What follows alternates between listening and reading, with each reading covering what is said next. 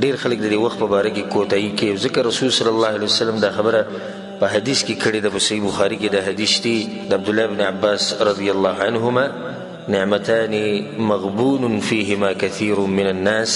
رسول صلی الله علیه وسلم وی دوه نعمتونه دي چې دا خلک د هغې په باره کې په دوکه کې پراته دي، یا دوه نعمتونه دي چې خلک د هغې قدر نه کوي او د هغې قدر ورته نه دی معلوم. الصحة والفراغ، روغ بدن او فارغ وخت. نه دا روغ بدن چې د الله سبحانه وتعالی غټ نعمت دی، نن ستا بدن روغ دی، نن ستا خپې لاسونه کار کوي، ستا دماغ کار کوي او ته مونځ اودس کولی شي، ته عبادتونه کولی شي، هر قسم بندګي د الله سبحانه وتعالی کولی شي، سبا له بیا نشي کولی. د دې وخت نه فایده اخیسته پکار دي. مونږ سره دا احساس نشتی چې اوس زمونږ دا بدن روغ دی، کیدای شي سبا له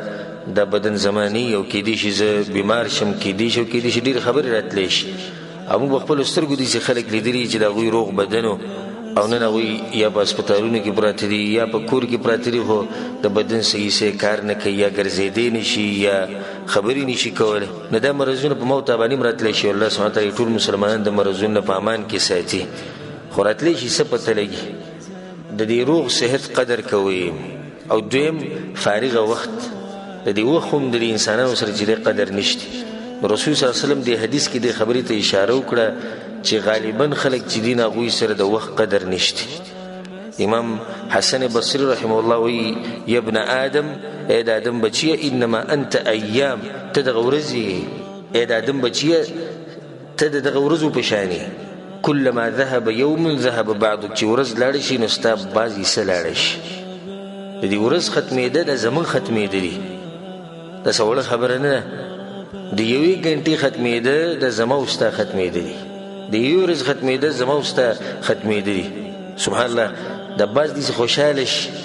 چې زه ورځې اوړي او کلونه تېرېږي او کلي ته به ځو او دا به کوو دغه به کوو، او دې سادهګانو ته دا پته نشته چې دا وخت یې څومره اوړي نو ته رب العالمین ته نږدې کېږي. دا یو سفر دی موږ شروع کړی، د مور د خېټې نه راوتو سره دا سفر موږ شروع کړی. نو چا دا سفر لږ کړی دی، چا ډېر کړی دی، او د چا سفر ختمېدو ته نږدې دی، او د چا سفر چې دی هغه لا پاتې دی، ډېر دی. دا سفر ختمېږي په مرګ سره، بیا د هغې نه بعد د آخرت سفر شروع کېږي. نو اوس موږ په دې سفر کې یو. د څومره چې ورځ تېرېږي او وخت تېرېږي، زما او ستا د سفر چې دی دا کمیږي، رب العالمین ته موږ نږدې کېږو. نو په دې خوشحالېده نه دي پکار چې وخت اوړي او خبره ختمه شوه. شاعر وی انا لنفرح بالایام نقطعها وكل يوم مضى جزء من العمر. موږ خوشحالیږو روزانه چې زه دا ورځ ختمه شوه او سبب بیا دا کوو دغه به کوو، او هدایت ساته چې هره ورځ چې تېرېږي نو ستا د ژوند حصه کمیږي. د دې ژوند قدر پکار دی او د دې وخت قدر پکار دی.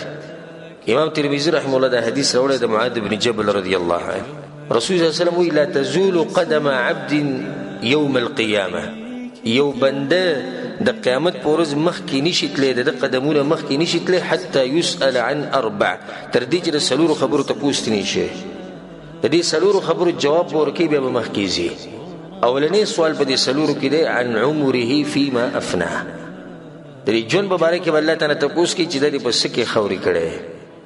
دا ژوند دې په څه کې ختم کړی. نه دا خو نه دی چې مزید د سهار راپاسه مزدورۍ له ځه او ماسخوتن راځه مزدورۍ نه او بیا روټۍ خورو بیا ویده کېږي ښه دب کې، او دغه سوچ کوه چې د میاشت په اخره کې چې پیسې څومره راغلې او تنخوا څومره جمع شو. د دې هر څه په باره کې د دې یو سیکنډ، د دې یو منټ به تا نه تپوس کېږي. عن عمره فیما افناه، چې تا خپل ژوند په څه کې لګولی دی، په څه کې دې ختم کړی. وعن شبابه فیما ابلاه، او خپله ځواني دې په څه کې خورې کړې ده. دویم سوال دی. ځواني دا یو وخت دی چې دې به الله سبحانه وتعالی ته نه تپوس کوي، خصوصا زموږ د ځوانانو ته دا خطاب دی، او غالبا چې موږ سره دین هغه ځوانان دي چې د دې ځواني به تاسو رب العالمین تپوس کوي. ګورې د دې څه نه دی چې ته هر څه دې وکړو خبره ختمه شوه، نه د دې به تا نه تپوس کوي. په دې ځواني کې د رب العالمین بندګي کوي، د دې وخت نه فایده واخلئ. دا ځواني ګورې بیا نه راځي، ګورې دا ځواني بیا نه راځي. اوس تر الله سبحانه وتعالی مقدر کړی ده، زور هم ستا بدن کې شتي، او ستا په اډوکو کې زور شتي، ستا په ژبه کې زور شتي، ستا په سترګو کې زور شتي، ستا په زړه کې زور شتي. نو اوس دا زور چې د رب العالمین د دین دپاره چې استعمال کړه، د دا دویم سوال دی. دریم سوال چې رسول الله صلی الله علیه وسلم وی وعن ماله او د مال مبارک به تپوس کیږي من اين اكتسبه وفيما انفقه چې دا مال د کوم ځای نه ګټلی دی او په کوم ځای کې لګولی او دا ډېره اهمه خبره ده. زموږ دا ډېر خلک صرف دا ګوري چې مال به ګټو څنګه دې ته سره سوچ نشته چې دې به هم لا تپوس کیږي لکه ده په دروغو پیسې واغستې او که ده په دوکې سره واغستې او که ده چا سره ظلم وکړو مال یې ترې واغستو که هره طریقې وکړه خو مقصد د ده دی چې د پیسې زما لاسته راشي د دې مبارک به رب العالمین تا نه تپوس کوي د دې اغستې د کوم ځای نه دي په څه طریقه دې اغستې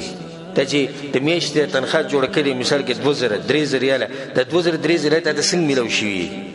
په دې کې تا دوکه خو نه ده کړې دې کې تا دروغ خو نه دي ویلي دې کې تا حرام خو نه دي راغستې د ټولې خبرو به تپوس کوي.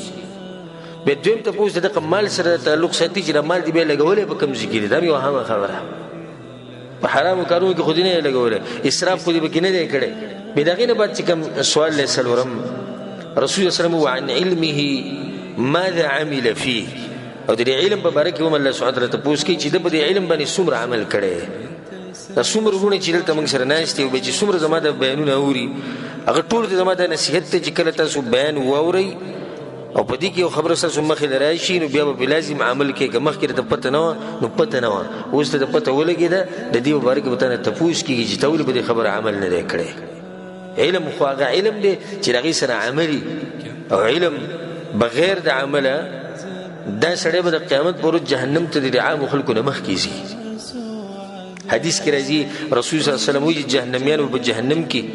سوځي وه یو کس به پکې ویني دوی به چې تلک د څه کوې ته خو هغه سړی چې موږ ته به د ښه کار وینا کوله او موږ به د بد کار نه منع کولو ته خو هغه نیک انسان یې ته به جهنم کې څه کوې هغه ورته وایي چې هاو زه هغه یم خو ما چې به تاسو ته د کوم کار امر کوو نو په خپله به ما عمل نه کوو او د څه نه چې ما تاسو منع کولی زه به دې په خپله نه منع کېدم. دا نصیحتونه صرف ما ستاسو لپاره ساتلي نو علم دا نه دی چې ته صرف نورو ته مسلې بیانوه او علم دا نه دی چې تا یو مسلې زده کړه او بس خوشحاله یم چې زه درسونو کې ناست یم او زه بیانونو ته کښېنم. علم دا دی چې ته پې عمل وکړې. یو سړی ټول عمر علم طلب کوي او یو سړی یوه ګنټه درس کې کښېناستو خو د یوه ګنټه کې چې ده څه اورېدلي په هغې باندې عمل وکړو بل ټول عمر دین ته ناست او ځان پې پوه کوي خو عمل پې نه کوي دا یو ګنټه چې ناست دی غوره یې ولې ځکه چې د دغه علم طلب کولو دله فایده ورکړه. دا حدیث ما تاسو ته دې لپاره ذکر کو. بل حدیث د رسول صلی الله علیه وسلم معروف حدیث ته موږ څو پیرې ویلی رسول صلی الله علیه وسلم اغتنم خمسا قبل خمس پنځه خبرې د پنځو نه مخکې غنیمت وګڼئ شبابک قبل حرمک د ځواني د بوډاوالي نه مخکې غنیمت وګڼه دا غنیمت دی تا سره د دې نه فایده واخله د دې ځواني نه فایده واخله والله لازم داسې وخت به د باندې راشي چې بیا به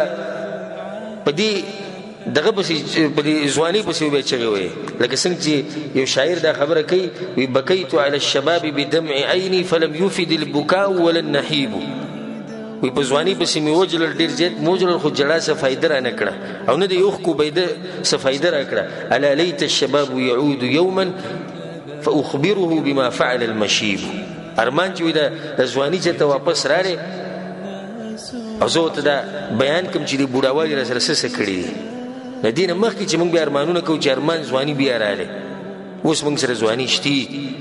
نو چې شتي ځواني دا ځواني غنیمت وګڼه د بوډاوالي د راتلو نه مخکې. بوډا سړی ته به جومات کې ویني کرسۍ ځان ته ایښودي غریب چې رکوع له ځي په څه طریقه ځي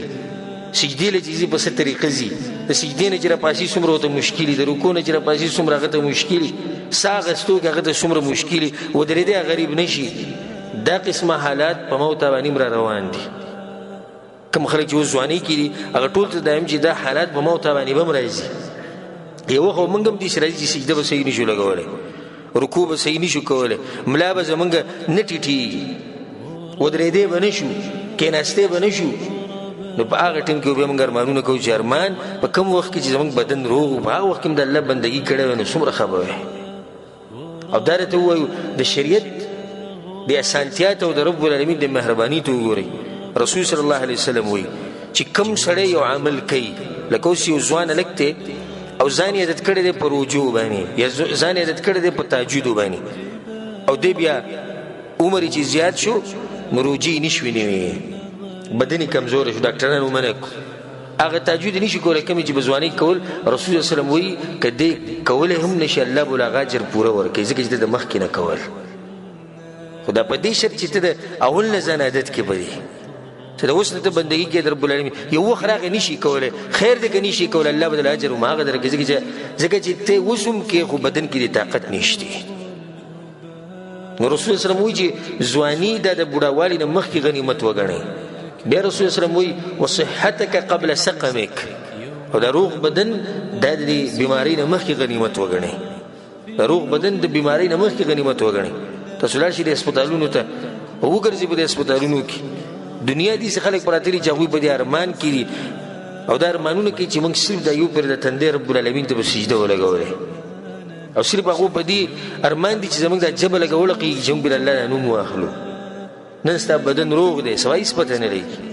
هېڅ پته د انسان نه لګي انسان ډېر کمزوری دی والله العظیم د انسان کمزورتیا زه په کومو الفاظو کې بیان کومه دومره کمزوری انسان دی چې په دې خوله کې او په دې ژبه باندې معمولي هغه سپینه دانه راوخیږي وړه غونته کې خوله چې پخه شي وړه سپینه دانه اکثر ښکاري بیا راوخیږي د ده د ژوند ټوله مزه چې هغه خرابه کړي دومره کمزوری دی انسان چې اوس موږ بندګي د رب العالمین ونه کړو په دې روغ بدن باندې نه کله به یې کوو کله چې امسا په لاس کې ونیسو بیا به د الله سبحانه وتعالی بندګي کوو کله چې زموږ ټول جسم ختم شي او هر ځینه اوازونه راوځي او هډوکي کار پرېږدي او رګونه کار پرېږدي او کله یو مرض کله بل مرض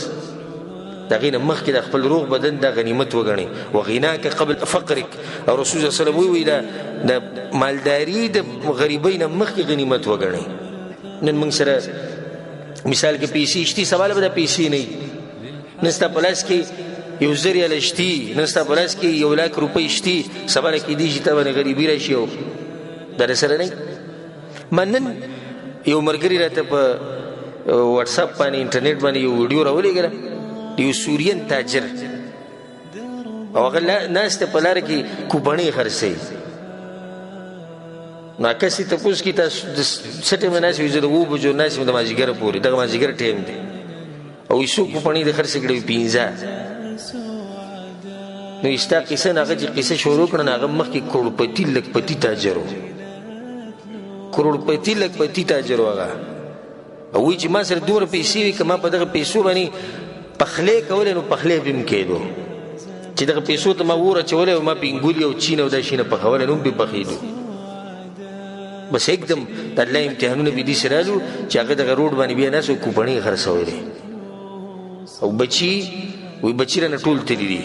خپل خپلوان ټول تلي صرف زه یم او زما ښځه وایي جونګړه کې اوسېږو بس هغه دهشت او هغه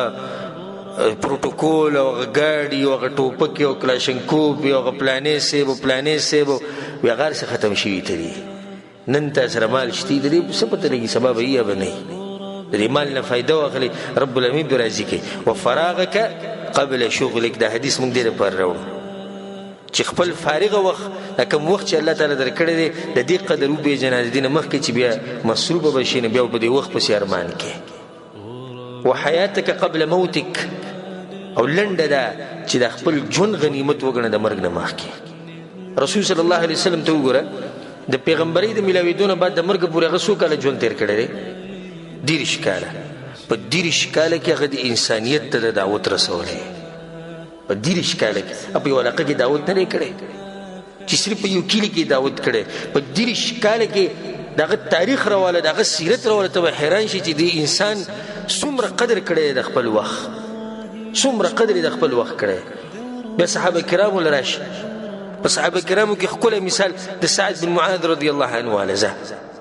سعد بن معاذ چې کله مسلمان شو د 10 کالو کله چې مړ کېدو د 10 کالو په اسلام کې څو کاله تیر کړي دي 10 کاله په دې 10 کالو کې هغه څه کړي چې کله مړ کېدو رسول سمو یې د مرګ د لاسه الله عرش خوځېدلی دی اخر ته په دې 10 کاله کې څه کړي چې الله عرش وخوځېدو خپل وخت سره سوچو ابو هريره رضی الله عنه د هجرۍ په 9 کال باندې مسلمان شوی دی د خیبر نه جنگ چې راغلی په کم کال په دې باندې ابو هريره مسلمان شوی نو څو کاله شو 9 8 9 10 څو کاله د رسول سره تیر کړو سلور په دې سلور کاله کې هغه دومره حدیثونه یاد کړي دي چې د هر مسلمان په ژبه باندې ابو هريره رضی الله عنه نوم دی دومره حدیثونه بل صحابي نه یاد کړي څومره چې هغه یاد کړي په دې سلور کاله کې صرف بس ولې ابو هريره رضی الله عنه دومره حدیثونه یاد چې هغه سره د خپل وخت سوچ او د پته و چې ژوند بیا نه راځي هغه ته پته و چې وخت بیا نه راځي خو راغی بس خبره ختمه شو